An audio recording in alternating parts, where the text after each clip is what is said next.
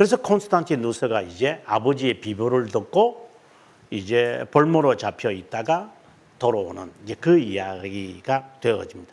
이 모든 이야기는 유세비우스라고 하는 역사가가 쓴 콘스탄티누스 생애라고 하는 책을 보면은 자세하게 나와 있습니다.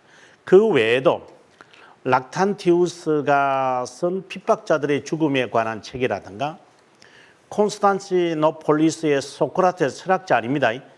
소크라테스가 쓴 교회사, 소조멘이 쓴 교회사, 그리고 테오도레트가 쓴 교회사. 그래서 이때 당시의 교회의 역사는 이런 사람들의 책을 통해서 알게 되어집니다. 이게 최초의 교회사 책들입니다. 이거는 영어로 다 나와 있습니다. 이제 이 책을 통해서 4세기까지의 교회 역사들을 우리는 하나하나 찾아볼 수 있습니다. 저는 이 책들을 다 읽으면서 제가 이 가책자를 썼습니다. 그 다음에 콘스탄티누스의 그 이야기를 보시면은 헬레나에게서 태어났다 이렇게 되어 있습니다.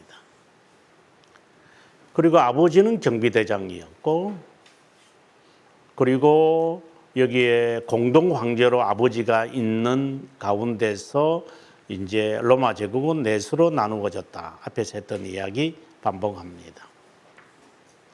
그리고 이 영화가 있습니다. 여러분 나중에 이 영화 유튜브에 가보면 이 영화가 있습니다.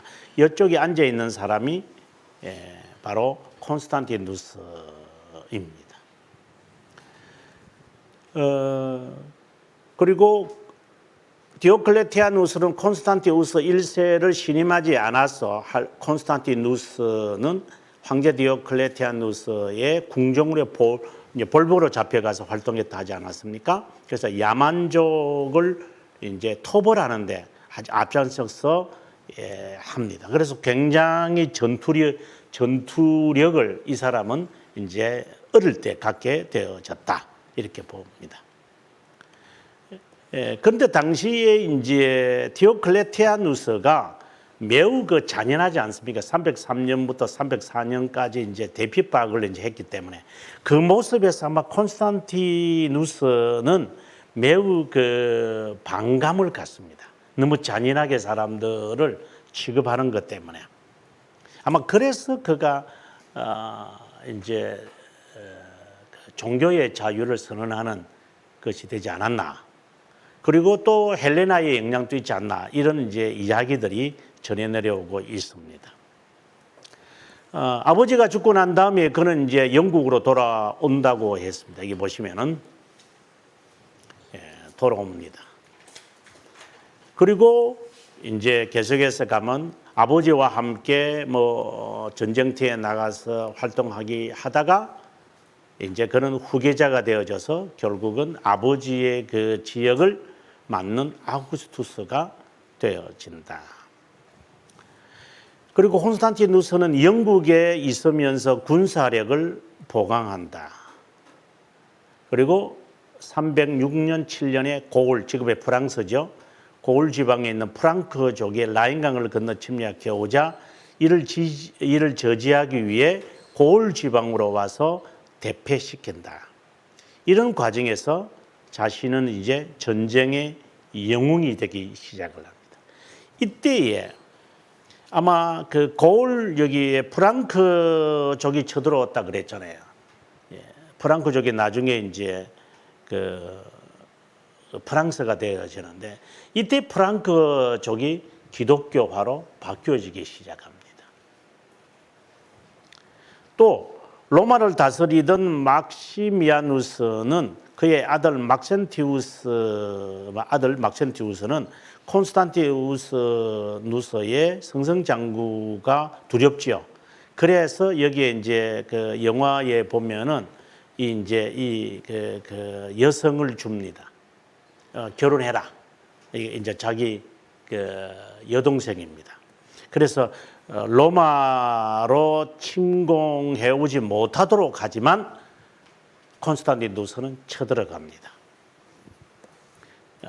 이때 자세한 이야기들을 우리가 다 할 수는 없지만 아무튼 312년 아주 유명한 밀비안 다리. 저희가 작년에 로마에 가서 밀비안 다리를 갔습니다. 조그마한 개울이 아니라 제가 살고 있는 이 중랑천보다도 그와 비슷한 것 같아요. 이 폭은. 그런데 이 물살이 굉장히 세더라고요. 센 거예요.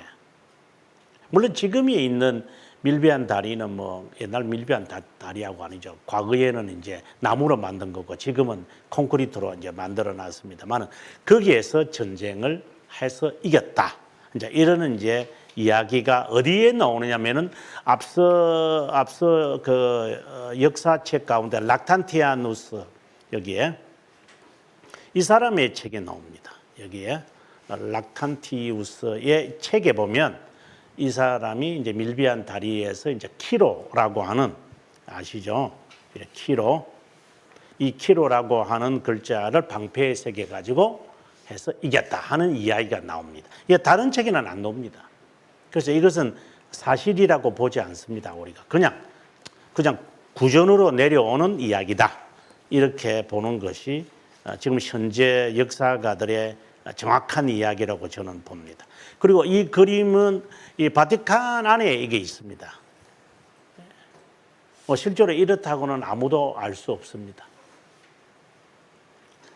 자, 콘스탄티우스가 이런 전쟁을 하기 전에 이렇게 이제 키로라고 하는 것을 방패에 서서 이제 승리하게 될 거다. 이제 이렇게 이제 했다고 합니다. 312년 10월 달에.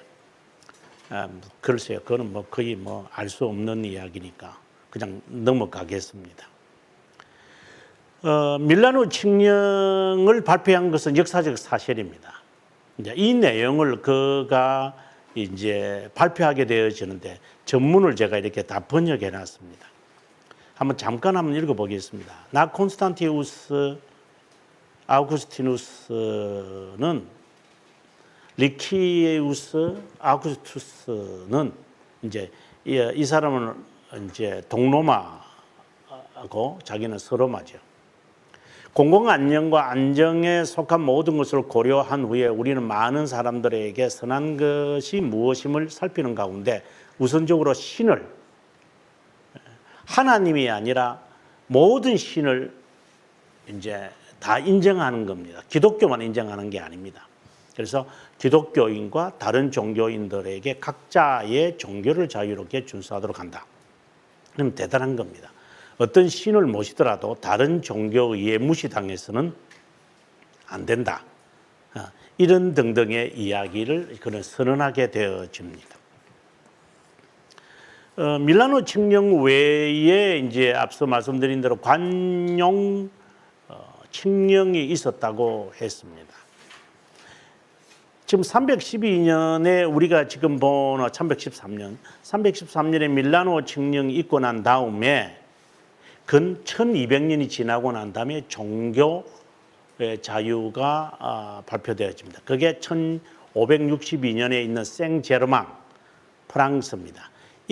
이것으로 인해 가지고 이제 위근호 전쟁이 시작합니다.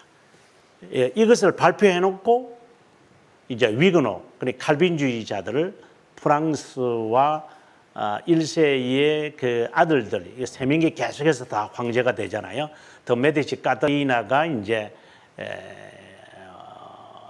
황후로 있으면서 위근호 칼빈주의자들을 다 죽여버립니다. 아주 잔인하게 죽이는 그것의 시발점이 바로 위근호 전쟁입니다. 이때 칼빈 선생은 그 장면을 바라보면서 매우 안타까워합니다. 종교의 자유가 나타나서 얼마나 좋았겠어요. 고향에서. 그런데 그것이 이제 위근호 사람들을 죽이는 시발점이었습니다. 그러다가 이제 이거는 이게 있습니다만 그렇게 중요한 것은 아니고 그 다음에 낭떠 칙령 이게 또 중요합니다. 위근호들에게 종교의 자유를 이제 30년 후에 죽게 되어집니다. 그러다가 1648년 루이 14세가 이때가 이제 청교도들이 있었고 이때가 웨스트민스터 총회가 있었던 시기입니다. 이때 시기에 여러분 아다시피 1649년에 루이 14세의 사촌이라고 할 수 있는 찰스 1세가 단도대로 죽여버립니다. 이제 영국 사람들이 우리가 청교도들이 청교도들이라기보다는 이제 회중파들이 올리버 크롬웰과 같은 사람들이 그를 단도대로 죽여버립니다. 그것을 그가 직시하면서 그도 이 위그노들을 그대로 놔두면 안 되겠다. 왜요? 위그노들이나 청교도들이나 같은 색깔의 칼빈주의자들이기 때문에. 그래서 일찌감치 이 사람은 그 분위기를 알고 있어서 이제 낭트 칙령을 없애버립니다. 50년 뒤에. 그것이 여기서 나오는 퐁텐블루라고 하는 겁니다. 퐁텐블루. 네, 이게 폰텐 아시겠죠? 이제 그 호수, 연못, 블루. 거기에서 그 자기의 그 저택입니다. 별장. 이제 거기에서 이걸 발표하면서 유그노들을 또 다시 죽이기 시작합니다. 그러다가 이제 루이 16세, 그러니까 1787년인가? 정확한 게 모르겠다. 아마 그렇게. 이제 루이 16세에 이르러서 이것을 다시 위그노들에게 종교의 자유를 주게 됩니다. 이것을 가리켜서 우리는 베르사유 칙령이라고 그럽니다. 어떻게 본다면은 칼빈주의자들은 1562년부터 뭐 그전에도 그렇습니다만은 이 기나긴 100년, 200년 동안 핍박의 대상입니다. 초대교회 때보다 더 죽었습니다. 칼빈주의자들이 우리들이 그리 죽는 겁니다. 그래서 제가 종교개혁사 강의하면서 그럽니다. 어느 교파든지 간에 순교자들이 개혁신앙을 하는 사람만큼 많은 사람이 있느냐. 이것이 옳고 그른 거는 그런 둘째 칩시다. 지금 기독교라는 이름 안에 앵글리칸도 있고 루터파도 있고 그다음에 그 이후에 뭐 여러 종파들이 지금까지 많이 나왔는데 순교하는 사람이 간혹 있겠지만 간혹 손가락 숫자 이렇게 손가락 되겠죠. 뭐 몇 명 요 정도. 손가락 숫자입니다. 그러나 개혁 신앙인들은 200년 동안 핍박을 받으면서 삽니다. 그냥 죽이는 겁니다. 그냥. 그런데 감히 개혁 신앙을 코카콜라처럼 팔아먹으면 안 됩니다.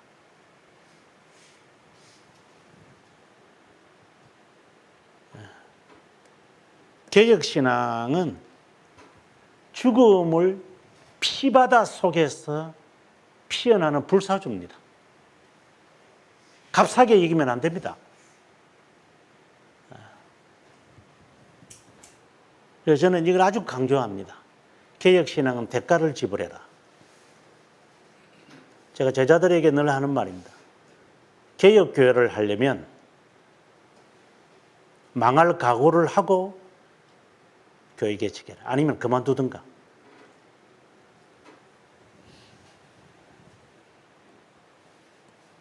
개혁교회가 뭐 바른교회니까 뭐 성장한다겠나. 그거는 착각입니다. 성장 안 합니다. 개혁교회는. 그렇게 했다면 안 죽죠. 시대에 영합해서 정권과 협업해가지고 하면 되니까 우리는 그렇게 안 합니다. 아무튼 이 칙령의 이 이야기를 보고도 우리가 알 수가 있습니다. 이게 다 칙령의 대상은 개혁신앙을 가진 사람들의 대상입니다. 여기는 루터파도 없습니다. 루터파는 핍박 안 받습니다. 뭐 다 이렇게 도매껏 넘어가서는 안 되겠지만 앵글리칸도 핍박 안 받습니다. 뭐 순교자들이 그 선교하다가 그 로만 카톨릭 사람들이 있다. 이제 그런 이야기를 가끔씩 들리죠. 개혁 신앙인은 무자비하게 죽습니다. 수백 명, 수천 명씩 무자비하게 죽습니다.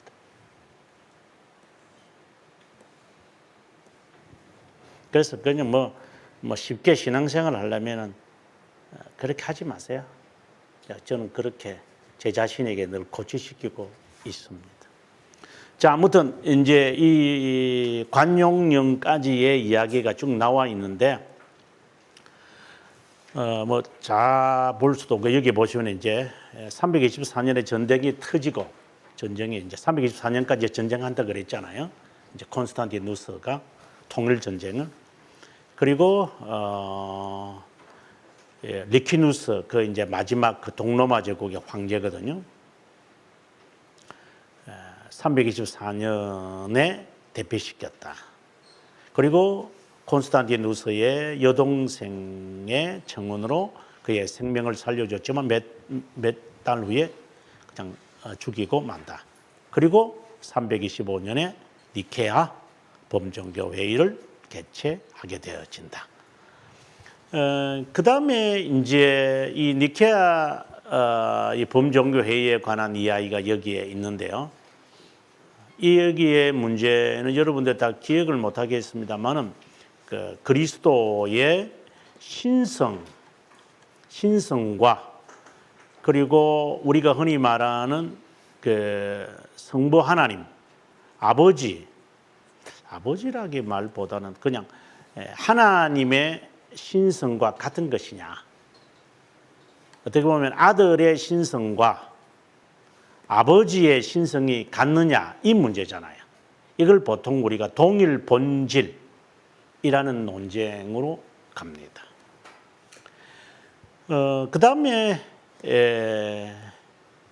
데오도시우스 그 후에 이제 다시 데오도시우스 시기에 와서 381년에 2차 범종교 회의가 개최되면서 동일 본질 일의 도전장을 이제 당시에 이단자들이 던졌는데 그 이단자들이 던진 게 동일 본질에 비슷한 유사 본질을 이야기했다. 이렇게 이야기를 했습니다.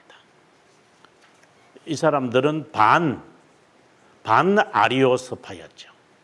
이 사람들이 이제 애매모호하게 정통 니케아 신앙을 성부 하나님과 성자 하나님이 유사한 본질이다. 이렇게 이야기해서 타협을 하려고 했으나 정통의 사람들이 그것을 타협하지 않습니다. 그래서 당시의 사회자였던 크리스토스토모스를 추방시켜 버립니다.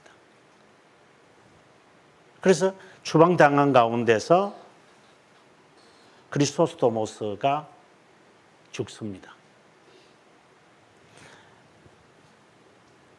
계속해서 제가 이야기하지만 진리를 고소하는 데에는 항상 대가가 따라왔습니다. 아다나시오스, 방금 제가 말했던 크리스토스토모스, 영웅들입니다. 삼위일체 이 사상을 고소하고 우리한테 전해주기 위해서 생명을 내걸었다는 거 잊어서는 안 됩니다. 지금 한국 교회가 이 삼위일체 사상이 없죠. 실제로 없는데 이런 이야기가 얼마나 한국 교회의 호소력이 저는 있을 것이라 생각도 하지 않습니다. 325년에 추방당한 아리오스를 지지했던 유세비우스, 이게 서로 동문이잖아요. 327년에 황제 영적 자문위원으로 있었고 아다나시오스를 이제 핍박하는데 이제 뛰어듭니다. 그러니까 정치 세력이 아다나시오스를 없애야 되니까 저거 없애면 종교는 국가 종교라잖아요. 그러니까 기독교는 국가 종교가 되어야 할 이유가 없습니다. 되어야 할 이유가 없는 겁니다, 실제로. 왜냐? 국가와 교회는 수평의 관계가 있기 때문에 어디에 속하면 안 됩니다. 그런데 그 작업을 유사본질을 하는 사람들이 꿈이기 때문에 아다나시오스는 끝까지 반대하는 거고 세 명의 카파도키아인들도 끝까지 반대하는 겁니다. 그러면 이 사람들 어려움을 당합니다. 그래서 바실레우스도 추방을 당한 겁니다. 뭐 사시미에서 목회를 했던 나치안 제너스도 추방당합니다. 추방을 당하지 않으면서 삼위일체 정통사상을 고수했다. 그건 거짓말입니다. 아니, 추방하면 뭐 개혁신앙인가? 저는 그렇게 보지는 않습니다만은, 예. 그렇게 어려움을 가지면서 우리한테 했다는 말을 제가 강조하는 것이지 편하게 에쿠스 타고 다니지 않는다 이 말입니다. 326년에 콘스탄티누스가 크리스푸스가 자신의 둘째 부인의 파우스타와의 깊은 관계를 알고 난 다음에 처형을 시키고 그녀가 세 아들을 두었는데 같은 애 다 죽이고 아주 잔인한 사람의 모습이죠. 헬레나가 326년에서 328년에 예루살렘을 방문해서 그 아들의 방금 했던 그런 자신의 자녀까지 죽여버리는 이러한 폭행을 한 것에 대해서 이제 회개했다 뭐 이러면서 이제 성모교회 발견했다 뭐 이런 이야기를 합니다. 그리고 330년에 우리가 잘 아다시피 콘스탄티노폴리스로 이제 옮기게 되어졌다. 이런 이야기를 합니다. 그 다음에 이제 콘스탄티누스의 이야기를 아마 뭐 여러 이야기들이 있겠지만 시간이 지금 얼마 없어서 다 읽으면 좋겠지만은 이 부분은 여러분께서 좀 한번 기억했으면 좋겠다는 생각을 합니다. 많은 사람들이 이제 특별히 유세비우스, 카이사리아의 유세비우스인데 이 사람이 콘스탄티누스를 보고 이제 천년 왕국이 완성되었다고 하면서 굉장히 평가를 높이 했습니다.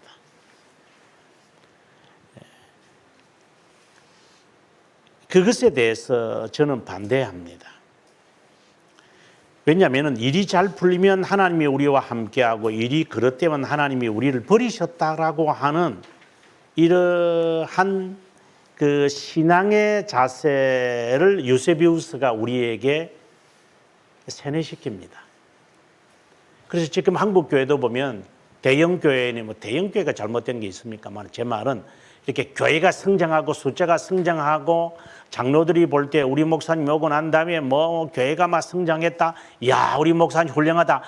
그게 바로 잘못된 신앙이라는 말입니다. 아우구스티누스가 하는 말입니다. 아우구스티누스의 해석에 의하면 이런 자세는 바람직하지도 않으며 적당하지도 않고 종말론적인 자세만이 요구될 뿐이다. 오늘날에도 영적 고갈이 내일의 부흥으로 바꿀 수 있다.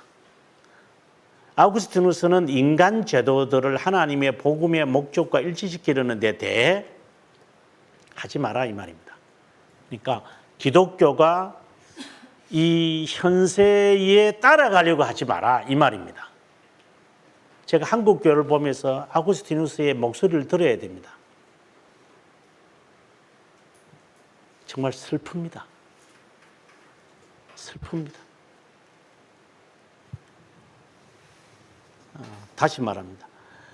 인간의 제도들을 하나님의 복음의 목적과 일치시키려 하는 것에 대해 위험성을 알리고 있다. 4세기의 기독교 저자들은 로마를 하나님의 목적을 위한 도구였다고 여기며 로마의 쇠퇴들을 도저히 이해할 수 없다. 이것에 대한 답변으로 이제 하나님의 도시를 썼죠. 그래서 번영이라는 이 말이 하나님의 복이라고 하시면 안 됩니다. 이거 빨리 포기해야 됩니다. 이거는 개혁신앙을 하는 사람들이 우리에게 준 것입니다. 쇠퇴된다는 것이 이해가 될 수가 없는 거죠. 기독교는 이런 현상을 올바로 해석할 수 있는 이론적인 근거를 제시하는 아우구스티누스의 관점으로 살아남았다. 19세기 이 영국인들이 대영 제국이 하나님의 도구였다고 주장했다. 영국의 인도 통치의 붕괴는 많은 신학적 논쟁거리가 되었다. 현대 미국인들 가운데 미국을 통해 하나님의 뜻이 실현되고 있다고 한다. 백투더 제루살렘이라고 함부로 내깔리는 최바울이라는 그런 돈키호테도 있었잖아요, 한국교회. 이런 자들, 이런 자들, 하나님의 그 복음의 물결이 이제 미국에서 이 태평양을 건너 한국에 왔고 이제 한국에서 다시 간다. 이런 사기꾼들, 이건 사기꾼들입니다. 국가의 미래는 어떻게 될까? 아무도 모른다. 아구스티누스는 이 점을 아주 지적하고 기만하지 마라. 이렇게 성교회라는 미명의 숭고한 정신을 가지고 성도들을 얽매이지 마라. 올가매지 마라. 정말 이것에 우리가 귀를 기울여야 한다. 이제 요 시간이 끝나고 난 다음에 이제 우리가 이제 오늘 이제 4권 10장에서 제가 설명을 하겠지만 정말 조심해야 된다라고 생각합니다. 자, 콘스탄티누스의 이야기를 통하여 이 점을 여러분이 교회사적으로 큰 교훈이 되었으면 좋겠다. 저는 개인적으로 그렇게 봅니다.